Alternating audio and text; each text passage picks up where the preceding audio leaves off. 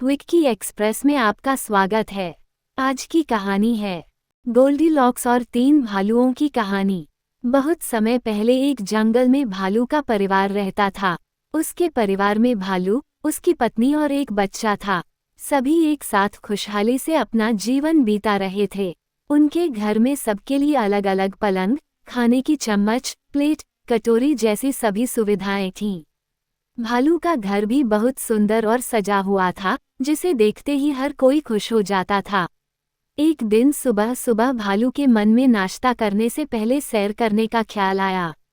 भालू के पूरे परिवार को ये बात पसंद आई, लेकिन तभी भालू की पत्नी ने बताया कि उसने सबके पीने से लिए दूध गर्म कर दिया है। फिर उसने सोचा कि क्यों न दूध को सबके बर्तन में डालकर घूमने के लिए चला जाए। वापस आते वक्त दूध पीने लायक हो जाएगा। ये सोचते ही भालू की पत्नी ने ऐसा ही किया और तीनों घूमने के लिए बाहर चले गए। दोनों भालू पति पत्नी हाथों में हाथ डाले घूम रहे थे और उनका बच्चा भी उनके साथ मस्ती करता हुआ चल रहा था। कितना सुहाना दिन है, तीनों ने एक दूसरे से कहा।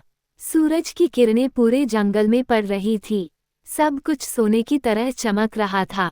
ठंडी हवा चल रही थी और आसमान में पंछी चहचहा रहे थे। वो तीनों इस नज़ारे का आनंद उठाते हुए मजे से घूम ही रहे थे कि तभी एक छोटी सी तितली भालू के नाक पर आकर बैठ गई। अपनी नाक से तितली को उड़ाते हुए भालू ने कहा, इनकी कितनी हल्की और धीमी आवाज होती है। कभी कभी मुझे ये सोचकर बुरा लगता है कि इनकी आवाज में हमारी तरह दम नहीं है। ये सुनते ही भालू की पत्नी ने कहा, आपकी आवाज बहुत दमदार है। मैं भी सोचती हूँ कि काश सभी की आवाज आपकी जैसी होती। तब भालू हंसते हुए बोला, हा हा हा हा, मेरी प्यारी पत्नी, तुम बहुत भोली हो। शेर की दहाड़ के आगे मेरी हुंकार कुछ नहीं है। ऐसी ही प्यारी प्यारी बातें करते हुए सब घूमकर घर वापस आने लगे। उसी जंगल में गोल्डीलॉक्स नाम की एक छोटी सी सुंदर और सुनहरे बाल वाली लड़की रहती थी। वह एक लकड़हारे की बेटी थी। उसे जंगल में मौजूद सभी पेड़ और फूल का नाम पता था। उसे पंछियों से बातें करना और उनकी आवाज़ सुनना भी बहुत पसंद था। वह रोज अपने पेड़ पौधे और पक्षी से मिलने घने जंगल जाती थी। रोज की तरह आज भी गोल्डीलॉक्स जंगल गई। तभी उसको वहां भालू का घर दिखा। गोल्डीलॉक्स ने उनके घर के अंदर झांक कर देखा। सुंदर सा घर और बर्तनों में दूध देखकर उसे लगा कि यह किसका घर होगा, जहां दूध पीने वाला कोई नहीं है। ये सोचते ही उसने दरवाजे पर दस्तक दी और पूछा, घर में कोई है? जब घर से कोई आवाज नहीं आई, तो वह घर के अंदर चली गई। सर्दियों का दिन था और गोल्डीलॉक्स बहुत थक भी गई थी। इसी वजह से उसने तीनों बर्तनों में रखा दूध पीने की सोची। उन तीनों बर्तनों में से भालू के बच्चे के बर्तन का दूध सबसे स्वादिष्ट था। उसमें शक्कर मिली हुई थी और वह एकदम मीठा था।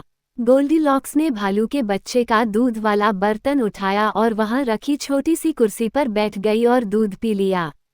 वो कुर्सी भालू के बच्चे की थी, इसलिए गोल्डीलॉक्स का वजन नहीं झेल पाए और टूट गई। इसके बाद वो कुर्सी से उठी और ऊपर वाले कमरे में चली गई। उसने वहां 3 पलंग देखे। तीनों बहुत आरामदायक थे। वह झट से बिस्तर पर लेट गई और उसे नींद आ गई। तभी सैर करके तीनों भालू घर वापस आए। अपनी टूटी कुर्सी देखकर भालू का बच्चा जोर से चिल्लाया, कोई मेरा दूध पी गया और मेरी कुर्सी भी तोड़ दी। इतना कहकर वह जोर जोर से रोने लगा। भालू और उसकी पत्नी ने उसे चुप कराया और तीनों ऊपर पहुंचे। वहां भालू के बच्चे ने अपने पलंग पर एक लड़की को सोते हुए देखा। उसे देखकर भालू का बच्चा जोर से चिल्लाया, इसी ने मेरा दूध पिया होगा। गोल्डीलॉक्स को देखकर सभी भालुओं को बहुत गुस्सा आ गया। भालू और उसकी पत्नी ने एक दूसरे से कहा, चलो इसे खा जाते हैं।